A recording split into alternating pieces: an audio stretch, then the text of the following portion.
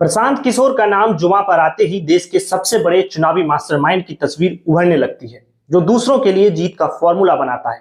लेकिन अब की बार मामला बिल्कुल अलग है। अब तक पर्दे के पीछे रहकर दूसरों को चुनाव जिताने वाले पीके यानी प्रशांत किशोर खुद पहली बार चुनावी मैदान में उतर चुके हैं, वो भी उस सीट से जिसे बिहार की राजनीति में भाजपा का सबसे सुरक्षित और अटूट किला माना जाता है, बांकीपुर विधानसभा सीट। अब सवाल यह उठ रहा है कि जो इंसान खुद को देश का सबसे बड़ा चुनावी रणनीतिकार कहता है, वह क्या बांकीपुर में अपनी नैया पार लगा पाएगा।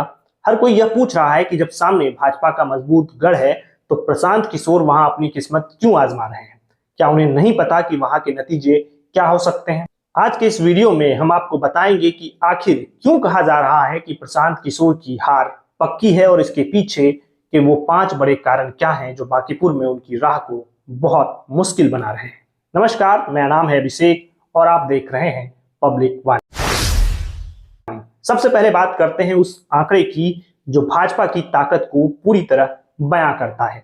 बांकीपुर विधानसभा सीट पर भाजपा का दबदबा ऐसा है कि 1995 से लेकर आज तक यानी पिछले 31 साल में यहां कोई दूसरा दल या उम्मीदवार भाजपा को हरा नहीं पाया है। यह कोई छोटा मोटा समय नहीं होता, बल्कि 3 दशक से ज्यादा का वो वक्त है जिसमें पूरी एक पीढ़ी ने वहां भाजपा को ही चुनते हुए देखा है। हर चुनाव में भाजपा का वोट प्रतिशत 50% से ऊपर रहा है, जिसका मतलब है आधे से ज्यादा जनता का भरोसा उनके साथ है। 3,69,000 वोटरों वाली इस सीट पर कोई भी निर्दलीय या नई पार्टी का चेहरा अगर चुनौती देने आता है, तो उसे सबसे पहले इस 31 साल पुरानी दीवार को तोड़ना होगा। आंकड़े बताते हैं कि भाजपा यहां न केवल जीतती है, बल्कि बड़े अंतर से जीतती है, जो किसी भी नए उम्मीदवार के लिए घबराहट पैदा करने के लिए काफी। दूसरा बड़ा फैक्टर बांकीपुर का इलाका है। यह पटना के एकदम बीचों बीच बसा हुआ पूरी तरह से शहरी विधानसभा क्षेत्र है। यहाँ के वार्डों की बनावट ऐसी है कि वहां का सरकारी कर्मचारी, बड़े व्यापारी, डॉक्टर, वकील और पढ़े लिखे मिडिल क्लास परिवार की भरमार है। शहरी वोटर अक्सर उन मुद्दों पर वोट करता है जो उसकी रोजमर्रा की जिंदगी से जुड़े होते हैं। कानून व्यवस्था, अच्छी सड़कें, बिजली और शहर का बुनियादी ढांचा यहाँ के लोगों की प्राथमिकता होती है।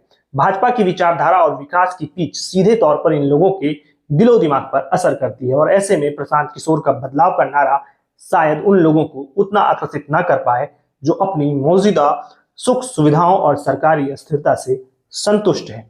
तीसरा बड़ा कारण है भाजपा का वहां मजबूत कैडर सिस्टम। बांकीपुर में भाजपा सिर्फ एक राजनीतिक दल नहीं है, बल्कि यहाँ आरएसएस का जमीनी नेटवर्क बहुत गहरा है। बूथ बूथ पर उनके कार्यकर्ताओं की जो फौज है, वो चुनाव के समय एकदम सक्रिय हो जाती है। जब किसी पार्टी का संगठन इतना मजबूत होता है, तो विरोधी के लिए वहां सेंध लगाना बहुत टेढ़ी खीर हो जाता है। कायस्थ, भूमियार, ब्राह्मण और वैश्य समुदाय के लोग जो इस इलाके में एक निर्णायक भूमिका निभाते हैं, वे एकजुट होकर भाजपा को ही वोट देते हैं। विपक्षी दल आरजेडी या कांग्रेस भी यहाँ अपना पारंपरिक मुस्लिम यादव समीकरण लगाकर देख चुके हैं, लेकिन उन्हें कभी भी मुख्य लड़ाई में कोई बड़ी सफलता नहीं मिली है।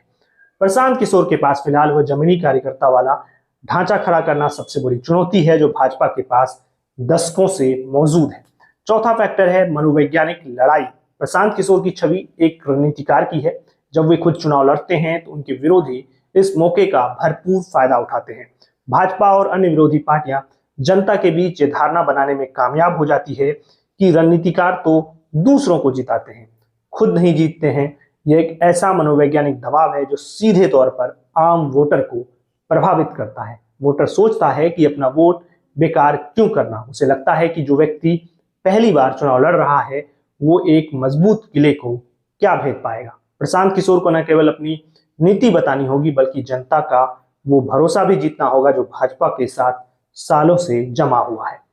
पांचवा और सबसे पेचीदा फैक्टर है सामाजिक समीकरण और सुरक्षा की भावना। आपको शायद पता हो कि 1995 के बाद से सीट भाजपा के लिए और भी ज्यादा सुरक्षित हो गई थी। बिहार में उस वक्त जो दौर था, उसके कारण सवर्ण मतदाता अपनी सुरक्षा और सम्मान के नाम पर पूरी तरह भाजपा के साथ जुड़ गए थे। आज भी वही डर और सुरक्षा की भावना कहीं न कहीं उन परिवारों में बरकरार है। प्रशांत किशोर चाहे जितना भी विकास और बिहार के भविष्य की बात कर लें, लेकिन जब तक वो उस परंपरागत वोट बैंक को यह भरोसा नहीं दिला पाते हैं कि उनकी जीत से उनका कोई नुकसान नहीं होगा, तब तक वहां जीतना बहुत मुश्किल है। वे खुद भी कह चुके हैं कि वे आरजेडी या कांग्रेस के सहारे नहीं जीतेंगे, बल्कि भाजपा के वोट बैंक में सेंध लगाकर जीतेंगे। लेकिन हकीकत यह है कि दशकों से जो रिश्ता जनता का भाजपा के साथ बना हुआ है, उसे तोड़ना उनके लिए सबसे बड़ी अग्नि परीक्षा है। अंत में यह समझना जरूरी है कि बांकीपुर का चुनाव सिर्फ एक सीट का चुनाव नहीं है। प्रशांत किशोर इसे अपनी राजनीतिक साख बचाने और बिहार में एक नई पारी की शुरुआत की तरह देख रहे हैं। भाजपा के किला जीतना जहां सालों से एक ही परिवार और एक ही विचारधारा का वर्चस्व रहा है, कोई मामूली काम नहीं है। उनके लिए यह करो या मरो की स्थिति है। अभी तक के सारे गणित और चुनावी इतिहास को देखें तो यह स्पष्ट है कि प्रशांत किशोर के लिए रास्ता कांटों भरा है। क्या वो वाकई अपनी रणनीति के दम पर इतिहास बदल पाएंगे या फिर उन्हें इस चुनाव में हार का कड़वा खून पीना पड़ेगा, यह तो वक्त ही बताएगा। लेकिन इतना तय है कि इस बार बांकीपुर की जंग देश भर के राजनीतिक पंडितों के लिए सबसे दिलचस्प होने वाली है। आज के वीडियो में हमने बात की कि आखिर प्रशांत किशोर के लिए यह चुनाव कितना मुश्किल है और वो कौन से कारण हैं जो उनकी राह में बाधा बने हुए हैं। लेकिन क्या इस मुश्किल रास्ते पर भी जीत की कोई छोटी सी उम्मीद बची है? क्या ऐसी कोई केमिस्ट्री है जो बांकीपुर के समीकरण को पलट सकती है? इसे समझने के लिए हम अगले वीडियो में बात करेंगे कि प्रशांत किशोर की जीत के पीछे के वो कौन से फैक्टर हो सकते हैं जो इस चुनाव में कोई बड़ा उलटफेर कर सकते हैं। तब तक के लिए बने रहिए हमारे साथ और देखते रहिए बिहार की राजनीति किस करवट बैठती है। नमस्कार।